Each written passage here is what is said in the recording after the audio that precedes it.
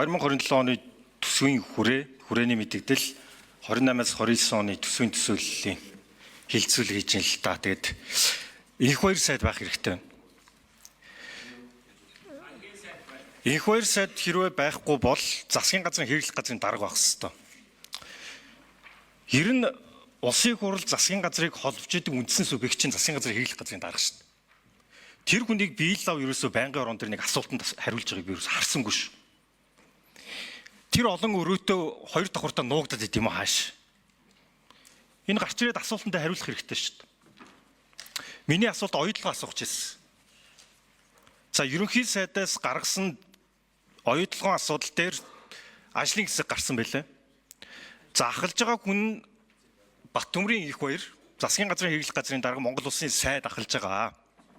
Тэгэхээр энийг сонсож байгаа олон нийт за дээрэс нь бас сэтгүүлчдэд хандаж хэлмээр байна. Оюут толгойдоор бид нар хариуцлагыг одоо инх хоёр сайдаас нэхин шүү. Яагаад гэвэл ажлын хэсэг ахалж байгаа байхгүй юу? Ажлын хэсэг ахалж иж өөрөө ирж хариулахгүй, байнгын орон дээр ирж ингээ гишүүдийн асуултанд хариулахгүй. Ингэж болохгүй шүү дээ. Одоо инх хоёр сайд байхгүй чинь би ганцхан статистик хэлье. За миний гарт Morgan Stanley дэлхийн хамгийн том хөрөнгө оруулалтын банкны оюут толгой дээр Rio Tinto дээр гаргасан 3 сарын өмнө гаргасан судалгаа байна. За Morgan Stanley-ийн судалгаагаар оюут толгойн нийт үнэлгээг 35.7 тэрбум доллараар үнэлсэн байна. Оюут толгой төслийг 35.7 тэрбум доллараар 100% үнэлсэн байна. 35.7 тэрбум доллар гэдэг бол Монголын нийт одоо өнөөдрийн эдийн засгаас 43%-аар том үнэлгээ шүү дээ. Тэрний 34% оногдох нь 12 тэрбум доллар байхгүй юу? Тэгэхээр Монголын эзэмшиж байгаа 34% өнөөдрийн Morgan Stanley-гийн хийсэн тооцоолоор 12 тэрбум долларт үнэлэгдэж байгаа. Гэтэл бид нэр 5% амнаад татварууд нь бүгд маргаант. Бидний авж байгаа өгөөж ийм л байгаа байхгүй юу? За дахиад ганцхан статистик хэлье. 2026 онд шүү. Энэ жилдээ за Ганбаатар сайд та уулуургаан сайд байсан та бас яг сайн мэдж байгаа тийм. 2026 онд оюут толгой Morgan Stanley-гийн энднээ тооцоолоор 5.2 тэрбум долларын эерэг мөнгө урсгалтай гарна гэж. 5.2 тэрбум долларын эерэг мөнгө урсгал. Эерэг мөнгө урсгал гэдэг бол ногдол ашиг тарааж болох хэмжээний мөнгө гэсэн үг байхгүй юу? Тэр 5.2 тэрбум долларын Монголд оногдох 34% нь 1.7 тэрбум доллар буюу 6 их найт төгрөг. 6 их найт төгрөг. Өнөөдөр бид нэр 5 жил ярим байж хамгаалан байж ирээдүйн За 1 минут нэмж өгье.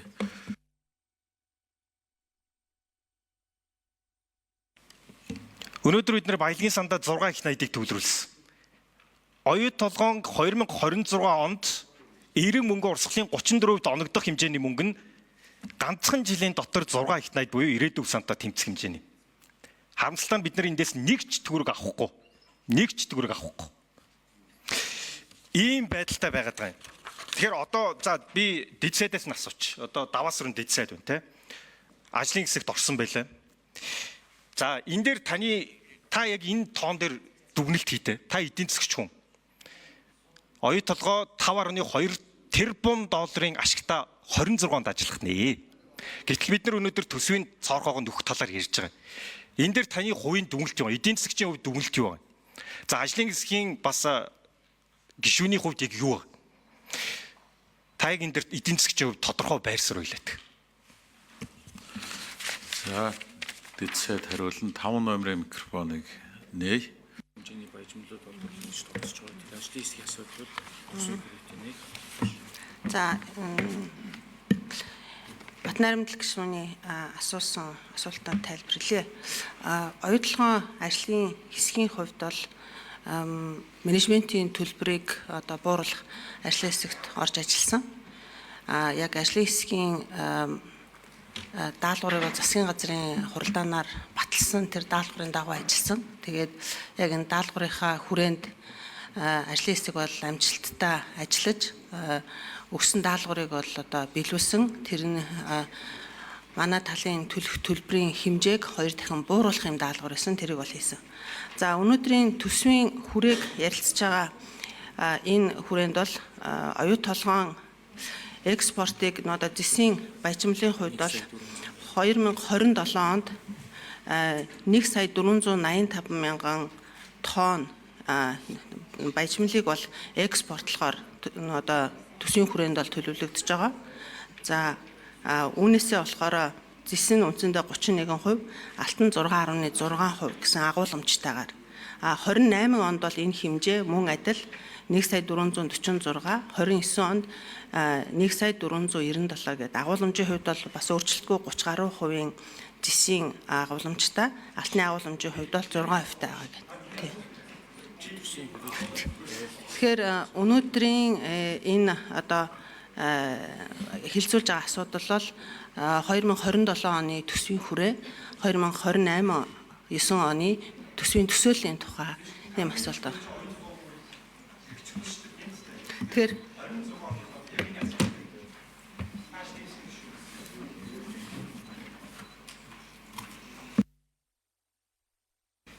За Батнаар эмнэлэг шүү тодруулъя. За нэг зүйлийг хэллээ. Бас наа чи надад сонир санагдлаа шүү. Менежментийн төлбөрийг 2 дахин бууруулах даалгавар авсан гинөө. Даалгавар чи 2 дахин бууруул гэж анханаас өгсөн юм уу? 2 дахин бууруул гэдэг даалгавар яг байсан уу те? Тэндээс цаашаага явахгүй гэсэн ийм даалгавар үлсэн юм уу? За наадах чинь би та надад бодож байгаа дахиж хариулаарай. За хоёрдугаар тарин ингээд гүлэг төөрүүлж байгаа юм шиг ийм сонсомоор байгаа. Менежментийн төлбөрийг 50% бууруулсан. За сайн хэрэг те. Гэхдээ ач холбогдлын хувьд Монголд ерөөсөө орж ирэх мөнгө урсгалын ач холбогдлын хувьд авах хэрэгтэй байхгүй юу? Менежментийн төлбөрт 50% бууруулна гэдэг бол 70 сая доллар хэмж.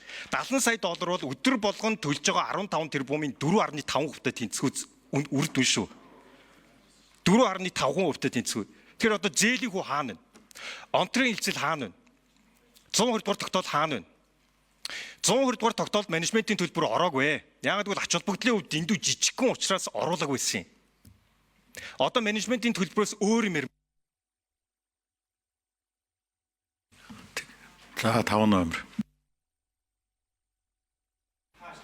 Тэгэхээр Батнаар эмнэлэг гишүүний асуултанд хариулъя. 3 үндсэн ажлын хэсэг байгаа. Энэ нь болохоор нэгдүгээрт зээлийн хүүг бууруулах, хоёр дахь нь менежментийн одоо төлбөрийг 50% бууруулах, гурав дахь нь болохоор онтроогийн гэрээ хэлцээртэй холбоотой. Тэгэхээр миний хувьд менежментийн төлбөрийг бууруулах тэр ажлын хэсэгт бол ажилласан. Тэгэхээр бусад ажлын хэсгийн хувьд бол ажил нь явж байгаа тухайн ажлын хэсгийн бүрэлдэхүүн ахлагчдаас нь асуух нь зөв баха.